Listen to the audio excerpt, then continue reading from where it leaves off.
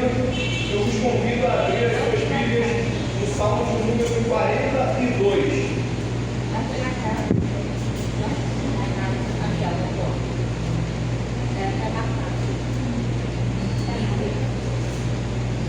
Salmo de número 42. À medida que os irmãos forem encontrando, eu convido-vos a se colocar de pé para que façamos juntos uma leitura alternada.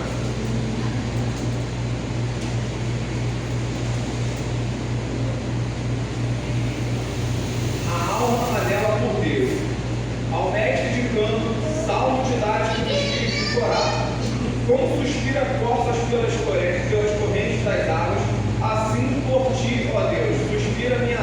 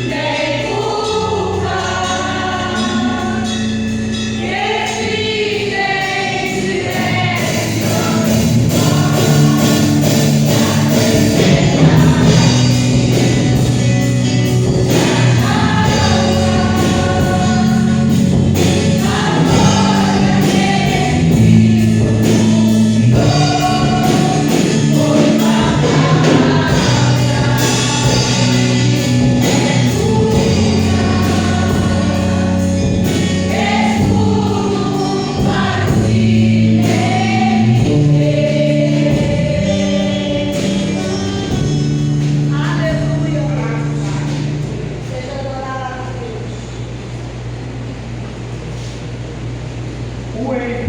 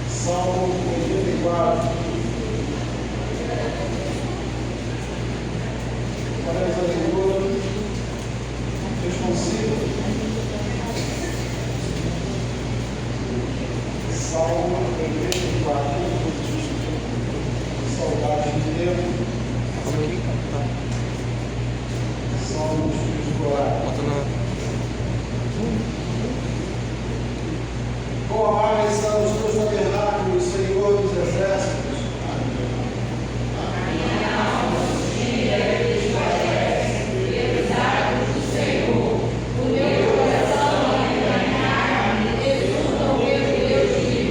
Guardá-lo em tua casa, a andorinha ninho para si, onde a cor dos seus filhotes deu os teus altares, Senhor dos exércitos.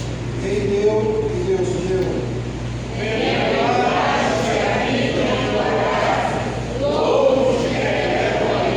Bem-aventurado o homem cuja força está em ti e cujo coração se encontra nos caminhos abanados.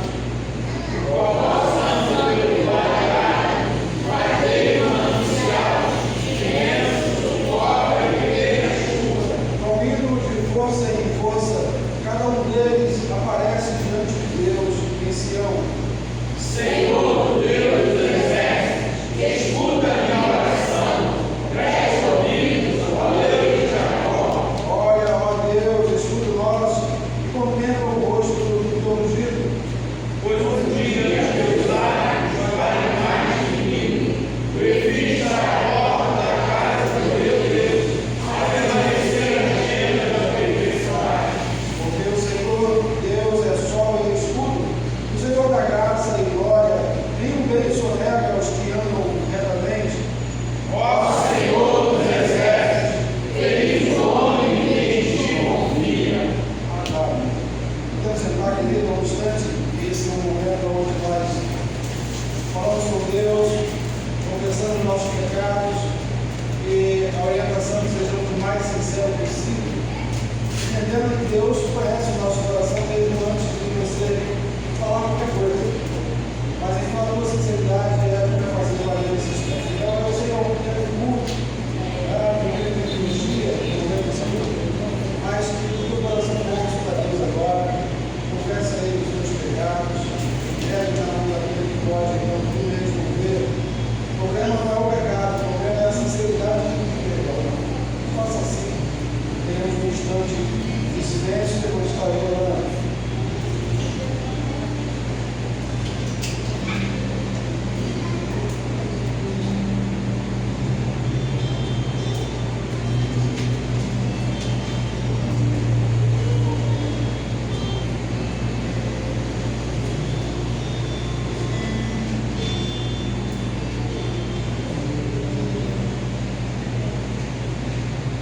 Deus nosso, Senhor, de todos que estão aqui presentes, prontos a cultuar e reconhecer em Ti, que Tu és o nosso Deus. Louvamos e adoramos, também te pedimos perdão, Senhor, porque sabemos que somos falhos. Eu sei que eu sou falho, e entrego em Tuas mãos os meus pecados. Confesso a Ti, Senhor, todas as minhas mazelas, para que em Ti eu seja purificado, porque somente Tu pode me justificar, Senhor. Perdão. Isso eu te peço, esteja com meus irmãos, que nossa sinceridade chegue aos teus ouvidos e que pela tua misericórdia, Senhor, nos atenda. Obrigado, Senhor, por já por essa noite, em nome de Jesus. Amém. Vamos dar o reverendo Reginaldo.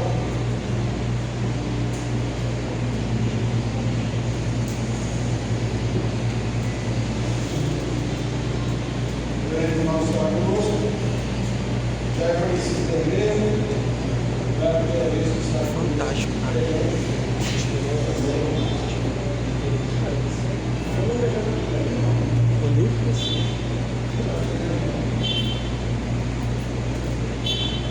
reverendo estará trazendo a mensagem da parte de Deus e assim nós sejamos todos abençoados por Deus.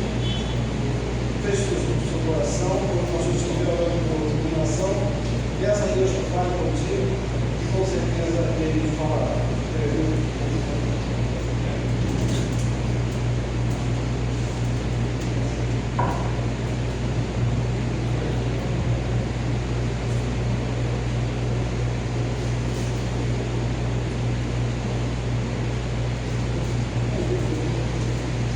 Boa noite, irmãos. Graça e paz a todos. O Senhor Jesus esteja abençoando sua vida nessa noite. Eles estão falando se é a primeira vez ou se não é a primeira vez que eu venho aqui, que eu prego aqui. Eu tenho quase certeza que não é a primeira vez, só que eu não consigo me lembrar como foi. Então, eu já abri mão de algumas coisas, faço 52 anos desse mês, então não lembro mesmo, e está tudo certo. Prazer estar com os irmãos, com as irmãs, poder compartilhar um pouco da palavra do nosso Deus, e trago um abraço da igreja na qual eu e minha esposa congregamos, a igreja de Engenheiro Pedreira, nosso conselho, os nossos irmãos. Que Deus esteja abençoando a igreja e fazendo o trabalho da igreja prosperar para a glória do nome de Jesus Cristo.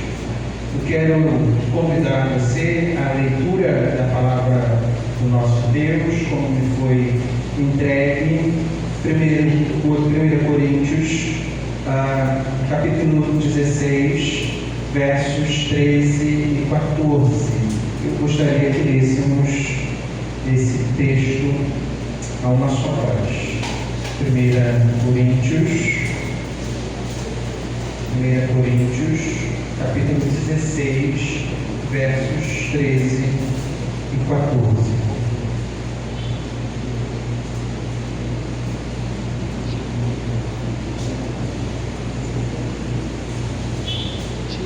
Vamos lá? Sede vigilantes, permanecei firmes na fé, portai-vos varonilmente, fortalecei-vos, todos os vossos atos sejam feitos com amor. Que o Senhor nos abençoe. Feche os seus olhos. Pai, nós estamos reunidos em Teu santo nome, somos carentes, ó Deus, e necessitados dos Teus cuidados, e agora que vamos mais uma vez ler a Tua santa palavra, rogamos que o Teu Espírito esteja trabalhando os nossos corações e mentes para recebermos aquilo que o Senhor tem preparado para a nossa vida. Nos abençoa, renova o Teu povo, restaura, Deus, e fortalece a nossa fé. É a oração que fazemos em nome de Jesus. Amém.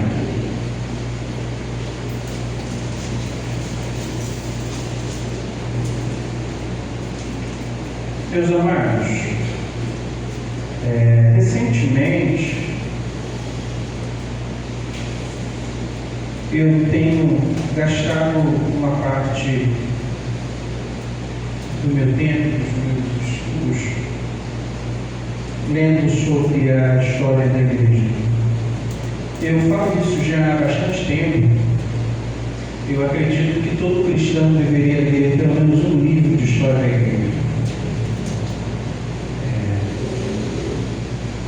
Para nós nos sentirmos bem envergonhados diante de Deus e diante de algumas coisas que às vezes nós falamos no ambiente da nossa fé, no ambiente da igreja, porque nós vivemos num país onde nós podemos exercitar a nossa fé sem nenhuma restrição, sem nenhum tipo de implicação. Eu me recordo de uma vez que eu estava conversando com um rapaz e já essa história, essa conversa vinha se repetindo já algumas vezes. Ele era de uma outra igreja, mas nós somos amigos. E aí ele reclamando comigo que o pastor da igreja dele não deixava ele pregar. O pastor não deixa pregar, o pastor não deixa pregar, o pastor não deixa pregar. E naquele dia eu acho que eu estava assim um pouco saturado com aquela reclamação. Eu falei assim, irmão, a gente estava numa calçada, né, quase na porta de uma escola. Eu falei, irmão, só abrir sua Bíblia e pregar. Ninguém vai te impedir. O máximo que talvez que vai acontecer é alguém passar e falar alguma bobeira, mas você pode pregar abertamente. Você tem liberdade para falar da mensagem do Evangelho, da salvação de Jesus Cristo. Então, se você quer público, é outra história. Público é outro contexto, tem uma série de coisas aí para você ler. Mas pregar o Evangelho Qualquer cristão pode pregar o Evangelho até o presente momento, no nosso país, em quase que toda e qualquer circunstância. Então nós temos uma condição de liberdade, de testemunhar da nossa fé, que em muitos lugares do mundo não é permitido. Mas quando a gente lê sobre o começo da história da igreja, sobre os primeiros 3 séculos da história da igreja, a gente fica um pouco envergonhado por causa do testemunho de fé daqueles homens e daquelas mulheres. E tem uma pequena história que eu quero compartilhar com você nessa noite. O ano é o ano 155, depois da ressurreição de nosso Senhor Jesus Cristo. Um homem idoso, com seus 86 anos de vida, está recolhido numa casa um pouco afastada da cidade. Ele sabe que está sendo procurado por ser cristão. Ele é um bispo da igreja, seu nome é Policarpo. Ele tem uma história muito singular, porque ele foi discípulo de João, aquele João de Apocalipse. Mas eles estão indo prendê-lo. Quando o dia chega, aqueles homens batem a porta e ele então os recebe, os convida para entrar. Ele sabe que eles fizeram uma longa viagem até chegar ali. Ele os chama para entrarem na casa. Ele serve a eles água, comida e um espaço para eles descansarem um pouco. E ele apenas diz para aqueles homens o seguinte: olha, eu gostaria que vocês me dessem 1 hora para que eu fique em oração e depois nós podemos partir. E eles retribuem a gentileza, desde que ele fica sós 1 hora orando. Bem, ele é levado até o procônsul da cidade. O homem sabe o que vai acontecer. Então tenta convencê-lo de toda forma a rejeitar a fé, rejeitar a Jesus Cristo. E diz para ele: olha, é só você dizer, você já é alguém de avançada idade, você já é um homem velho, jure fidelidade ao imperador, negue a Jesus Cristo e você sair livre daquilo. Você pode voltar para sua casa, você pode voltar para a sua vida. E Policarpo então responde com uma frase muito incisiva e muito segura da sua fé. Ele diz: por 86 anos eu sirvo a meu Senhor e nenhum mal ele me fez. Como poderia eu maldizer ao meu rei que me salvou?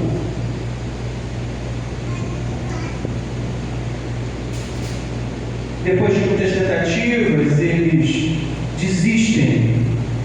Ele se mantém fiel a Jesus Cristo, ele se mantém convicto de tudo aquilo que Deus fez na vida dele. Ele é então levado ao local apropriado para a execução, ele é preso ao poste, os galhos são jogados aos seus pés, eles ateiam fogo e ele então começa a queimar, e enquanto o seu corpo queima, ele ora em gratidão ao Senhor e ele agradece a Deus por poder estar morrendo em nome de Jesus Cristo e por saber que em breve estaria com o seu Senhor e com os seus irmãos.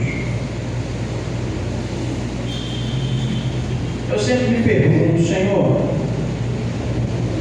se nós vivermos uma tamanha perseguição como os primeiros cristãos sofreram, como irmãos nossos até agora há pouco estão sofrendo na África, sendo esquartejados à luz do dia, no meio da rua, a golpes de facões, o que faremos? Veja, não estou aqui acusando você, a reflexão é para mim. Como eu reagiria, Senhor? Eu teria a mesma fibra fibra de caráter espiritual que esses homens e essas mulheres tiveram.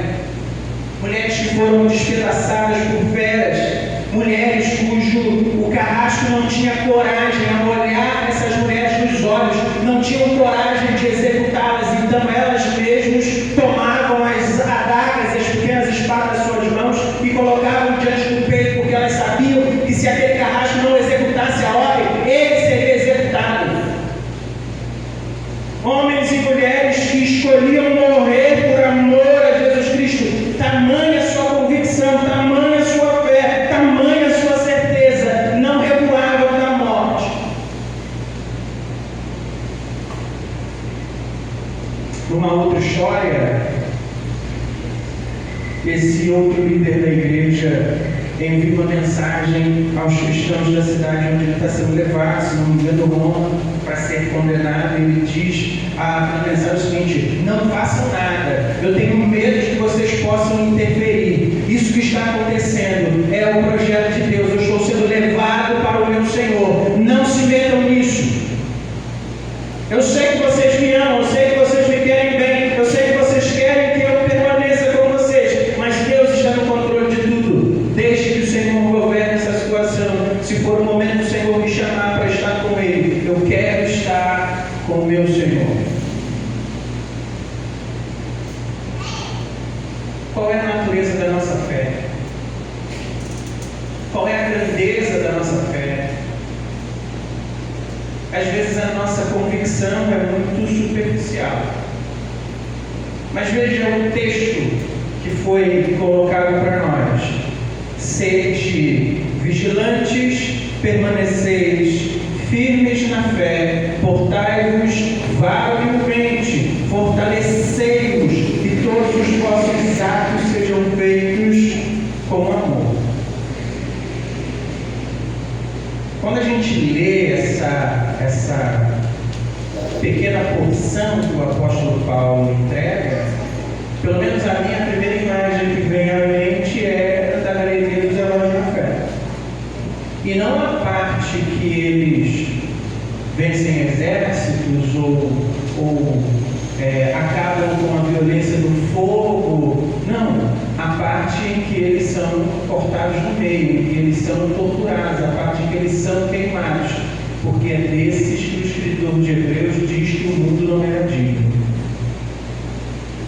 E eu fico me perguntando: Senhor, o escritor de Hebreus diz que esses homens e essas mulheres, o mundo não era digno de ter esses homens e essas mulheres pisando em sua superfície.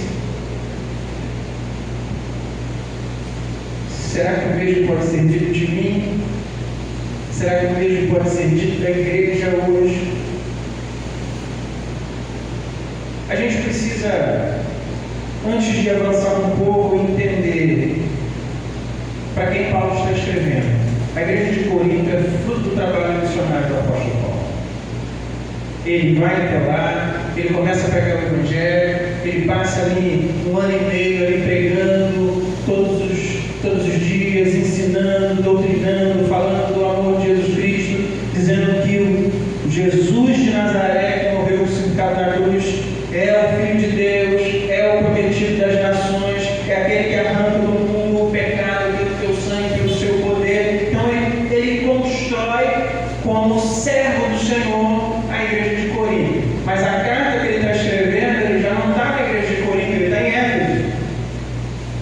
Porque esse é o comportamento do apóstolo Paulo. Ele passa algum tempo naquelas cidades, ele prega o evangelho. Quando a igreja está forte, depois que ele já treinou uma liderança, depois que ele já levantou um novo pastorado, ele faz as malas e vai embora. Mas ele continua se correspondendo com as igrejas. Por isso que nós temos todas as cartas do apóstolo Paulo no Novo Testamento, porque ele mantém correspondência com essas comunidades.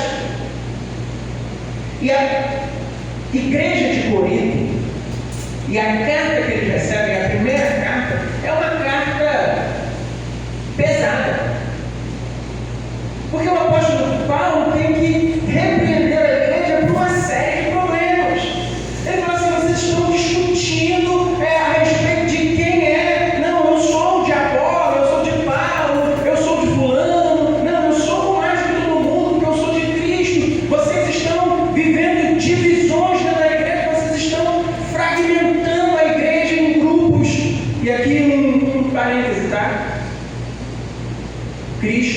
não promove divisão no seu corpo. Se alguma coisa está dividindo a igreja, Jesus Cristo não está nisso. Ponto. Não interessa quem é o cabeça do negócio. Se está gerando divisão, se está gerando dissensão, se está gerando contenda, não tenha dúvida, não precisa procurar nos comentários bíblicos, não precisa embasamento, não, a Bíblia já é o suficiente para eu dizer. Se gera divisão e contenda, Jesus Cristo não está nisso. Pegue sua Bíblia e vai embora. Porque Jesus Cristo não causa divisão, separação e contenda no próprio corpo. Entende isso? Lembra quando acusaram Jesus de expulsar demônio por Beelzebul? Ele fala assim: como é que pode um negócio desse? Eu agir contra mim mesmo? Eu agiria contra o meu próprio povo, contra o meu próprio exército? Não, isso não é possível. E Paulo então tem que chamar a atenção: olha, vocês estão dividindo a igreja. Vocês têm um caso absurdo de um enteado vivendo com uma madrasta. Vocês estão enlouquecendo. Vocês estão se desviando por novas filosofias e novas ideias. A cidade de Corinto é uma cidade muito cosmopolita. Eu sempre, quando tento explicar como é que Corinto é, eu digo assim: então, Corinto é como se fosse Nova York. Não acredito que alguém vive em Nova York? Então, São Paulo, isso aí. Corinto é como se fosse a grande São Paulo. Tem gente de tudo quanto é lugar, no Brasil e no mundo. Cada um com uma filosofia de vida, cada um com uma religião, cada um com um costume, cada um com um comportamento baseado na sua história, na sua terra natal. Então, Corinto é uma cidade assim, tem gente de tudo que é canto. É um centro comercial muito grande, é um trânsito enorme de pessoas o tempo todo para todos os lados. E essa multiplicidade de ideias também desaba dentro da igreja. Por isso que Paulo vai dizer na segunda sentença do verso 13: permaneceis firmes na fé. Vocês vão ouvir um monte de coisas, vocês vão ver um monte de coisas, vocês vão ver um monte de situações diferentes, vocês vão ver gente com os mais diferentes comportamentos. Permanecer firmes na fé. Esse é o contexto, esse é o lugar. O texto que nós lemos então, ele está nesse bloco onde ele está terminando a carta. Esse é também um comportamento comum do apóstolo Paulo, né? Quando ele vai chegando no final da carta, ele dá uma sequência de pequenas falas, né? Ele faz referência a personagens, a outros irmãos, e ele dá ali algumas últimas orientações. Esses dois versos, os versos 13 e 14, são sentenças muito diretas, não são conselhos, tá? Não são conselhos que, quando você recebe um conselho, você diz assim: bom, o Reginaldo deu um conselho, eu vou pensar se eu vou aceitar e abraçar esse conselho ou não. Não é isso que Paulo está fazendo. Paulo está dando uma ordem, ou melhor, uma sequência de ordens.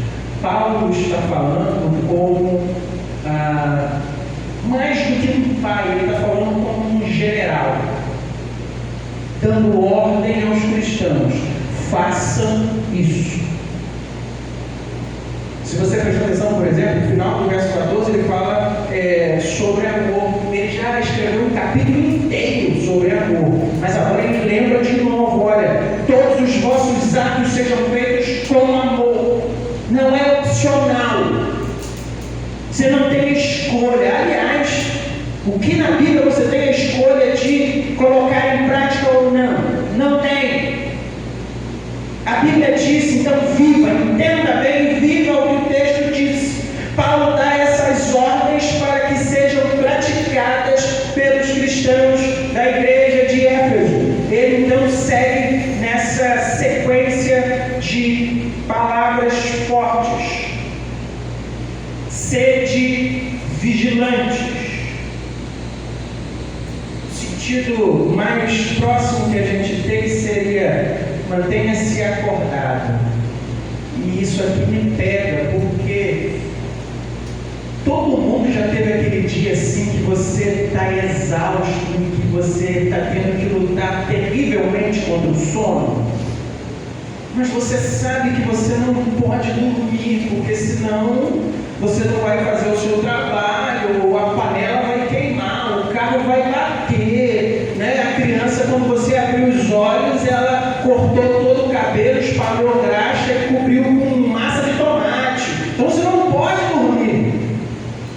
Paulo chama a atenção dos cristãos para o seguinte fato: então, você crê em Jesus Cristo? Crê. Então você entrou numa realidade onde você não pode fechar os olhos.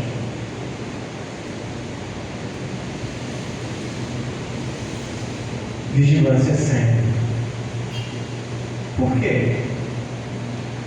Porque o nosso adversário anda ao nosso redor sempre à espera de alguém a quem ele possa tragar.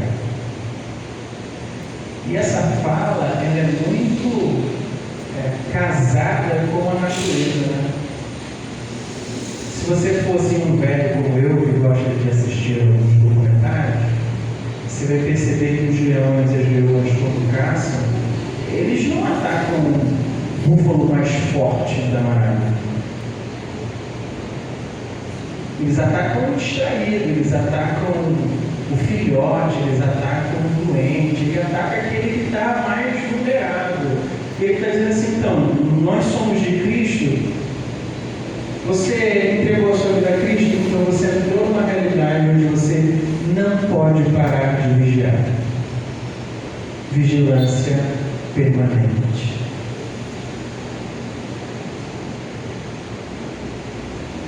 Só que a sequência é assim: seis vigilantes e permaneceis firmes na fé. Porque a gente deveria considerar o seguinte: tá, eu sou vigilante, mas eu sou vigilante por quê? Porque se a sua vigilância for uma vigilância que não for baseada na coisa certa, você só é paranoico. Conhece gente paranoica? Gente que não confia em ninguém? Gente que acha que tudo tem uma coisa maliciosa por trás?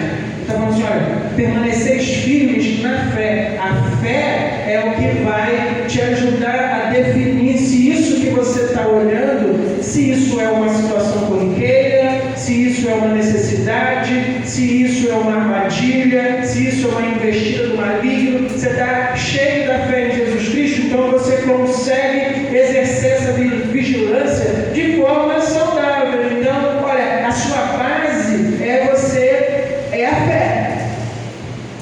Permanecer aqui é continuar apesar do que quer que venha acontecer.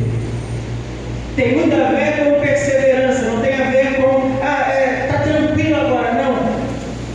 Até que Cristo venha, permaneça. Aquele que permanece fiel até o fim, aquele que vai receber a coroa, aquele que continua, aquele que insiste, olha, permaneça, permaneça.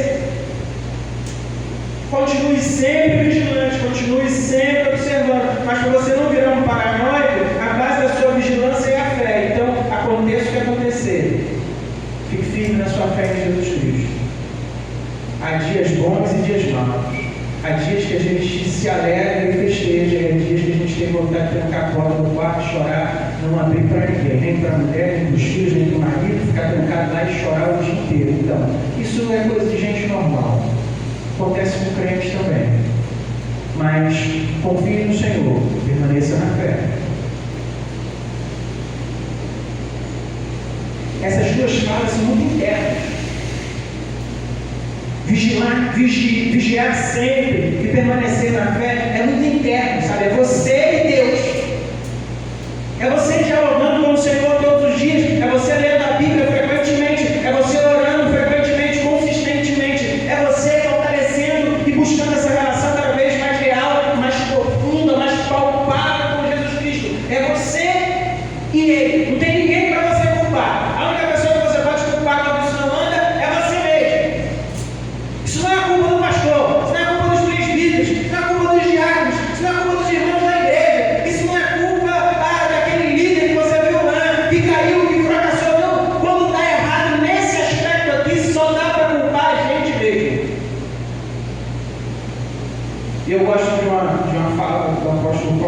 ele disse, então, eu estou aqui em cadeias, eu estou encarcerado, mas o Evangelho de Jesus Cristo não está.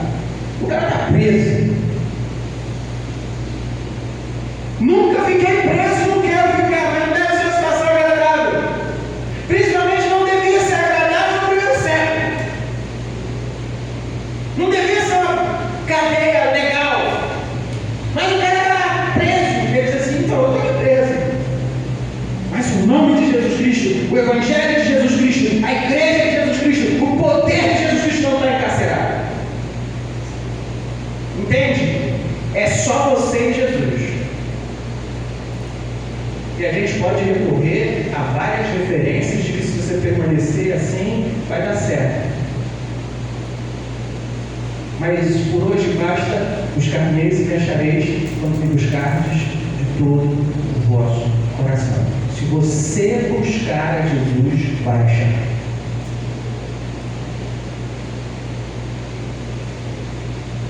Se você chamar por Ele, Ele virá. Se você orar, Ele vai te responder. Então, no mundo onde a gente está vendo todo tipo de coisa, onde a gente vê todo tipo de escândalo, onde a gente tem certas horas fica com vergonha de dizer que é crente porque o pessoal está assim no extremo. Permaneça na sua fé, permaneça na sua fé. Lute contra isso, permaneça na sua fé. Portai-vos varonilmente.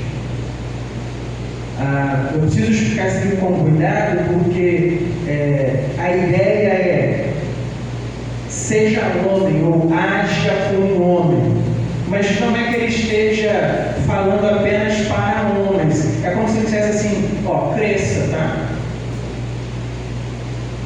Cresça. Não haja mais como um menino, cresça, seja adulto, certo? Quando você deixa de ser adolescente, entra na juventude, tá? Mas quando você começa a ser independente, quando você começa a pagar os seus próprios boletos, quando você começa a assumir as responsabilidades e arcar com o lucro ou o prejuízo dessas responsabilidades, dessas escolhas, aí você virou adulto. Entendeu? Tipo, você juntou a grana, trabalhou, comprou um carro e o carro é uma bomba. Você que vai ter que resolver esse B.O. Você é um adulto. Você não vai jogar com ninguém, você vai decidir o que você vai fazer, você vai vender o ferro velho, você vai recuperar o carro, você vai assim, não, então, deu tudo errado, mas eu vou encarar isso. Quando você tem essa disposição, agora você é um adulto. Porque como é que era antes disso? Quando você faz um troço deu errado, você faz o quê? Você vai para onde? Mamãe e papai. Poxa, mãe, eu fiz isso aqui, deu tudo errado. Aí ele fala, não, meu filho, fica calmo, vai dar certo, vai funcionar, tá? Colo de mãe é sempre bom, o apoio dos pais é sempre maravilhoso, mas todo pai e toda mãe quer que seus filhos cresçam, se tornem adultos. De vez em quando chega pra gente e fala assim, caramba, mãe, o seu negócio lá deu um maior problema. E não, o que foi que ajudou? Não, já está resolvido. Já resolvi tudo, está tudo certo. Virou adulto. Paulo está dizendo para os cristãos assim, então, vocês precisam crescer. Vocês precisam se tornar adultos, vocês precisam se tornar crentes fortes, vocês precisam parar de roer a corda e chorar em lugar sempre. Fiquem de pé. A realidade ao redor de vocês é cruel e violenta. Eles nos perseguem, eles nos prendem, eles nos torturam, eles nos matam, eles levam nossas posses embora, eles vendem nossos filhos como escravos. O que é que você vai fazer? Você vai negar a Jesus Cristo? Você vai voltar atrás? E veja, é muito interessante porque a gente fala isso, mas quando a gente vai ver lá na história da igreja, a gente vê que teve uma galera que voltou atrás. Teve o pessoal que ficou firme até o fim, mas teve o pessoal que cedeu. Teve o pessoal que cedeu e foi embora.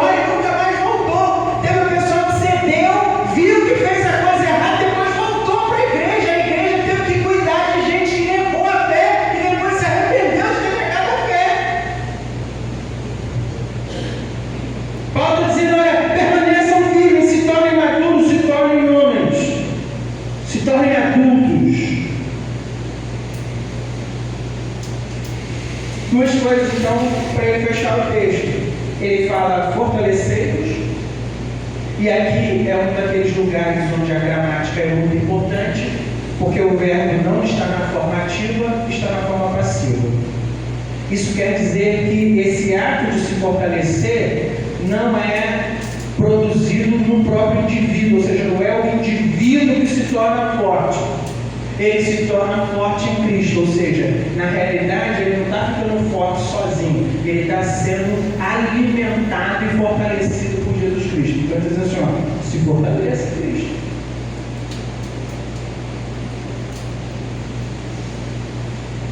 Mas ele termina muito bem,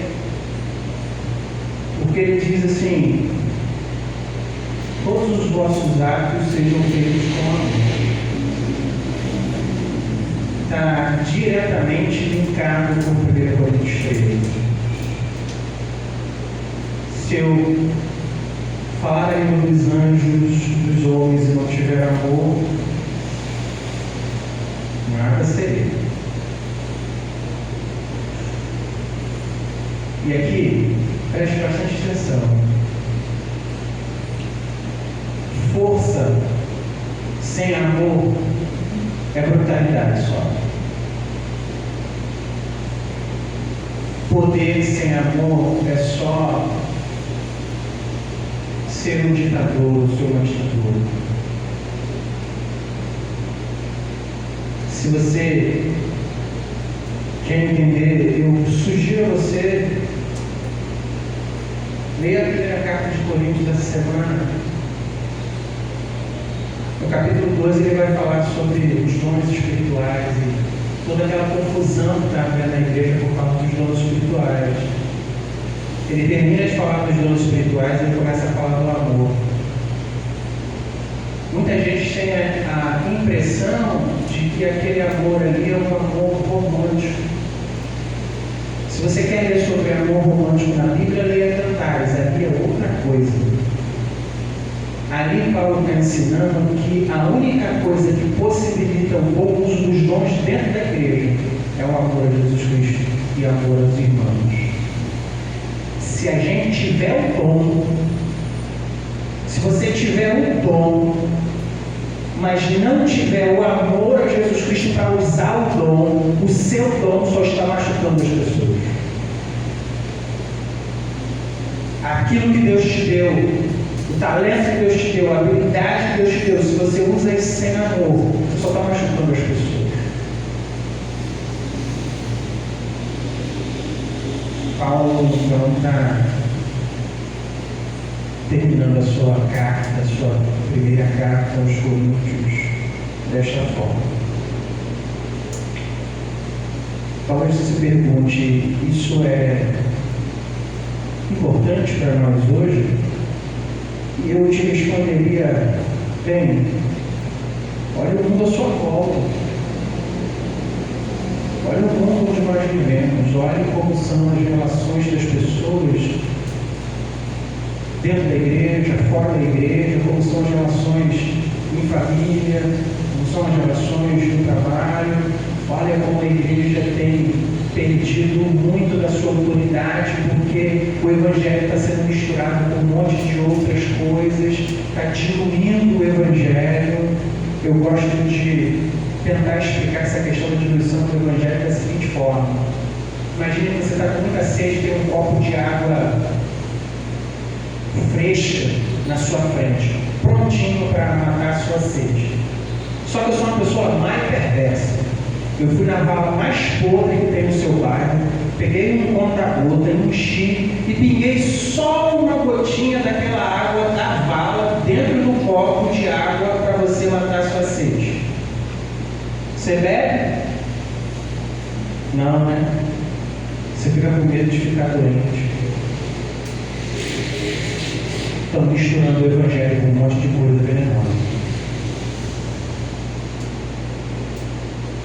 Frequentemente eu recebo alguém na igreja e eu tenho que dizer assim, então,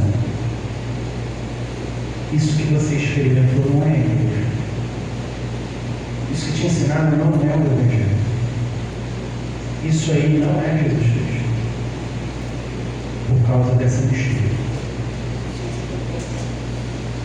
Sim, essas últimas palavras do apóstolo Paulo são muito importantes. Vigie sempre.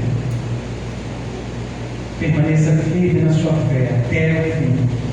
Cresça, amadureça, se fortaleça. Mas depois de ter alcançado toda essa estatura espiritual, o que te move e a maneira como você se move tem que ser o amor a Jesus Cristo. Para que seus dons e talentos não sejam usados para maltratar a gente e para destruir o que Jesus Cristo construiu. Que o Senhor te abençoe. Queria que você fechasse seus olhos e orasse um pouco.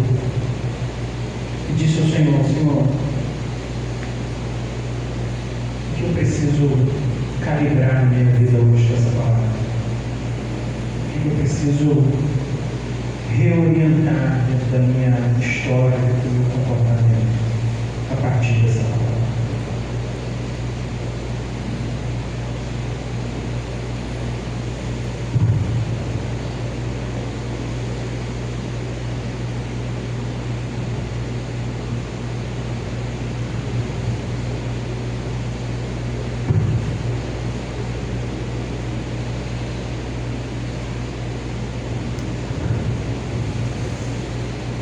Deus nos abençoe. Eu sou do EDM, sou igreja, sou escola presente. Mas depois eu escola que fazem tudo. Gente, eu não pedi minha esposa para ficar de pé, porque eu não gosto de ficar de pé, não. Minha esposa está aqui, está pensando, está me acompanhando hoje. As meninas estão em casa, né? São bem grandes já. A Liz vai fazer 21, a Samanta vai fazer 10. Nós somos muito graças a Deus pelas nossas filhas e somos muito felizes caminhando com Jesus sempre. E hoje ela está me acompanhando, eu estou feliz que ela está aqui.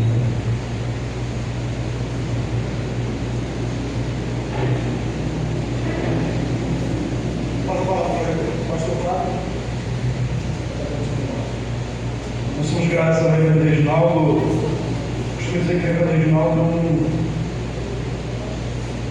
é um dos pastores do presbitério que eu mais gosto de ouvir.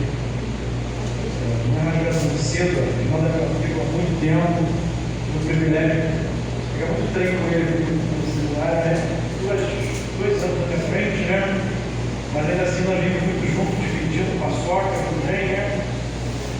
Macarama, paçoca, aquele dia que sobrava. Muito feliz de estar te abençoando a sua igreja, a sua família.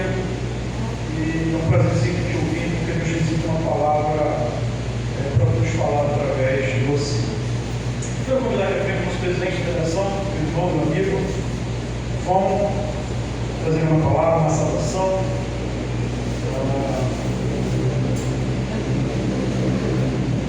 Nosso presidente também está com a sua primeira dama ali também.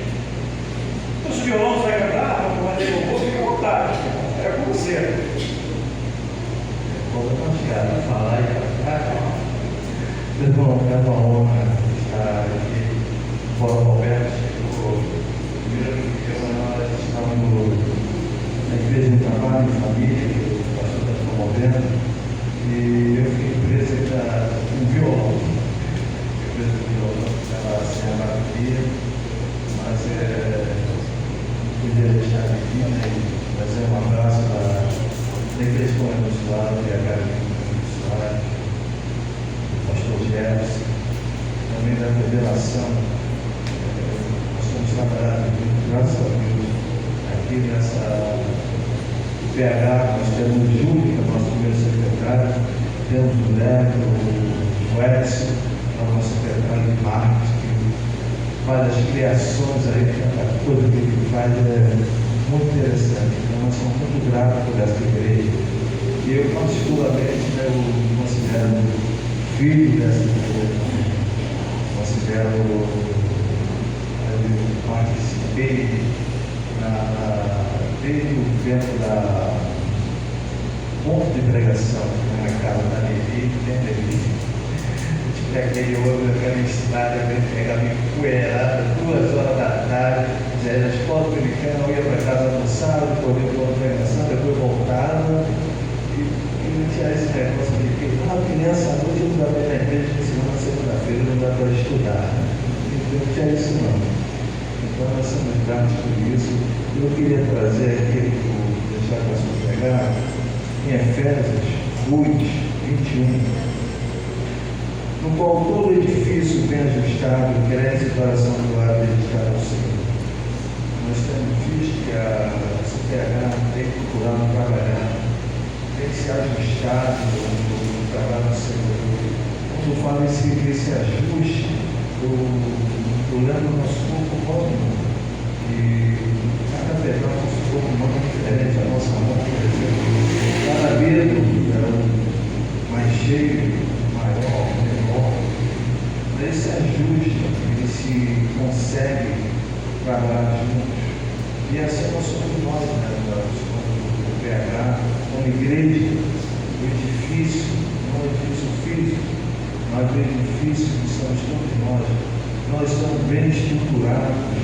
Com certeza o nosso trabalho será bem feito. Nós iremos ajustar. E principalmente nós, como PH, como homens, a gente usa aqui uma vez são casados, tem filhos. E é interessante a gente procurar esse ajuste, primeiramente no nosso lar, na nossa família, um ajuste em perdão, um ajuste em amor, um ajuste em paciência. Nós vivemos nossos filhos pequenos, sabemos que às vezes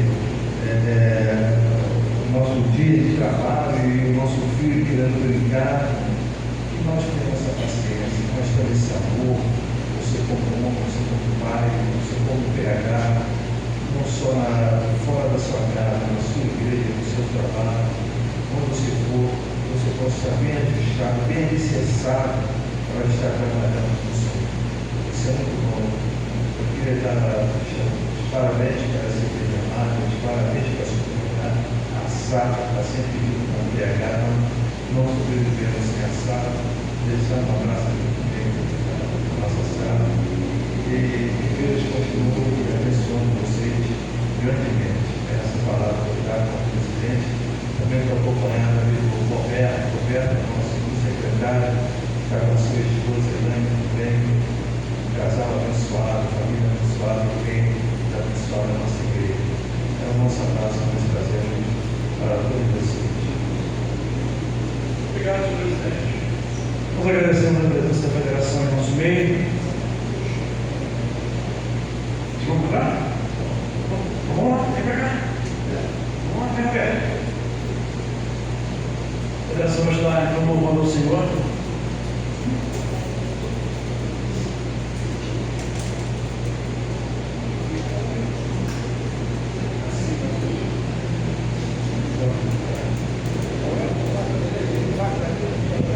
Boa noite a todos.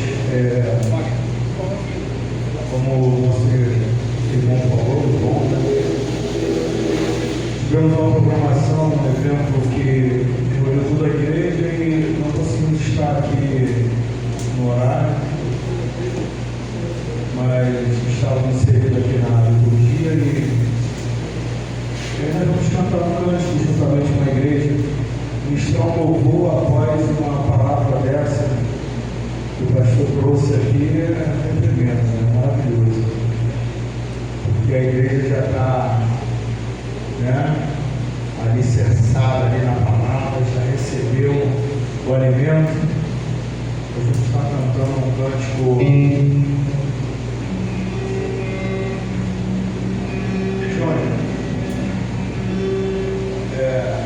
Senhor Rei, vamos estar louvando o Senhor com o cântico Senhor e Rei, vamos estar declarando esse louvor ao nosso Deus, um louvor de adoração, onde você pode expressar todo o seu amor, todo o seu carinho, para aquele que antes nos amou e teve misericórdia para a nossa vida. nesta noite.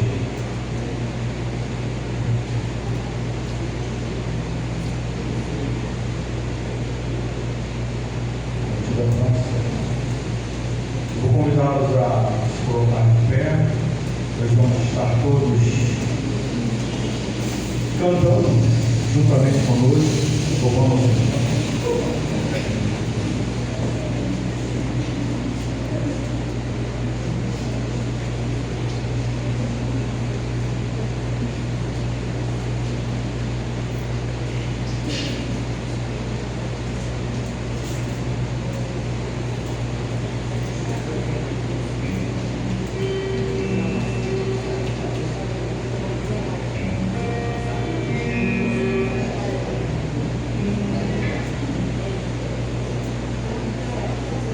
Estão pegando o tom aqui. Vou fazer o tom original, tá?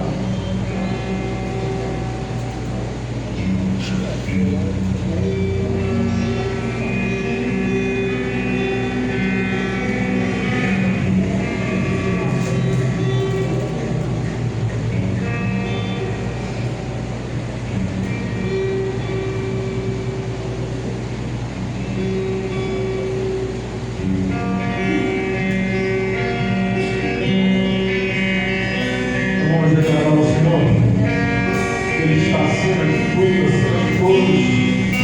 Ele é o único soberano, exaltado deste lugar. Ele é o Senhor deste lugar. Esse culto é para Ele. Tudo que está sendo feito aqui é para Ele. A glória é toda dele.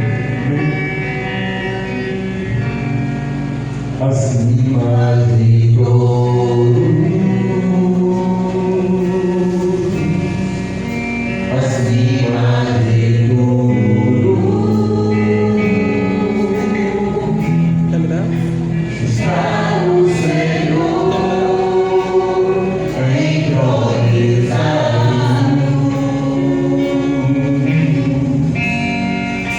Os anjos e os homens, os céus e a terra, montanhas e mares declaram quem tu és.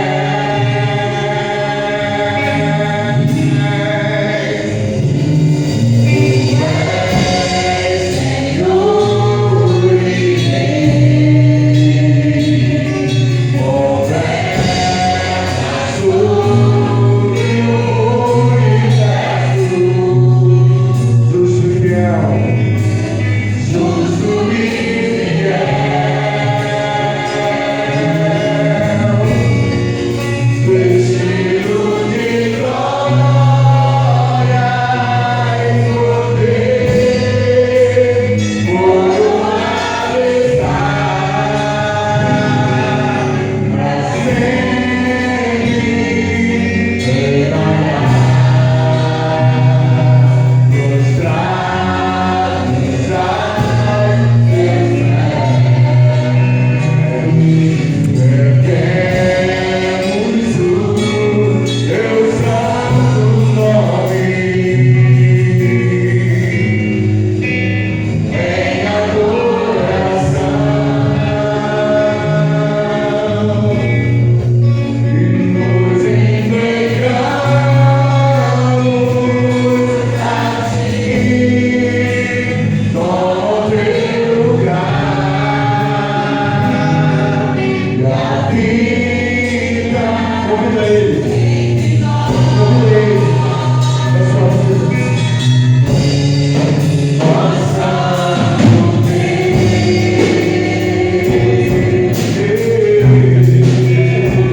Vamos louvar. Acima de todos, Acima de tudo. acima de tudo, Vamos encarar. está o Senhor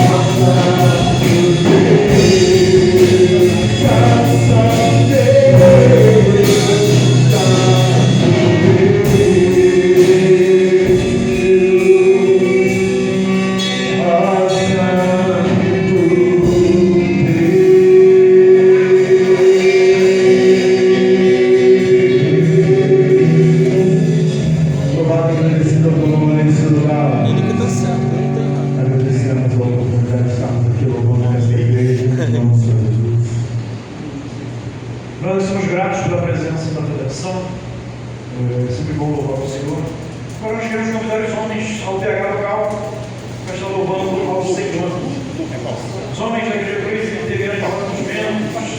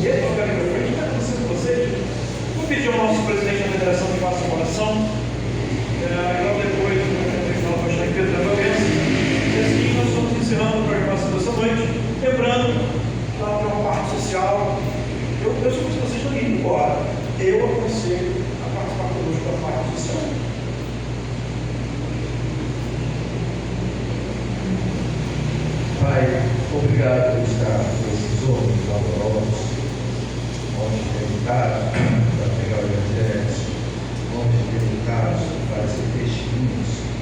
Muito obrigado por esses homens valorosos. O texto se diz de homens que são adultos, já saímos da inutividade, daí estamos prontos para trabalhar para Deus. Posso fazer isso de cada um deles, cada família se representar aqui nesses homens, dando a eles aquilo que for necessário para a sua vida, e se for necessário também para que possam conhecer mais ainda de Deus. Obrigado por essa igreja, obrigado por esse pastor, obrigado por pastor Reginaldo, homens que conhecemos há tantos anos e que têm trabalhado para o Evangelho. Abençoe essas vidas, abençoe eles nos seus ministérios, dando a eles sempre a sua capacidade de estar pregando a tua palavra, para que possa, assim, Senhor, ajudar o seu rebanho, as suas ovelhas. Abençoe esses pastores, ajude eles sobre momentos, sobre dificuldades, se nada souber endurecer a sua fé, nada souber tirar a vontade de estar pregando a Deus. Obrigado por essa pegada. Deus continua abençoando sobre essa igreja e esses homens. É o que pedimos e agradecemos em nome de Jesus. Amém.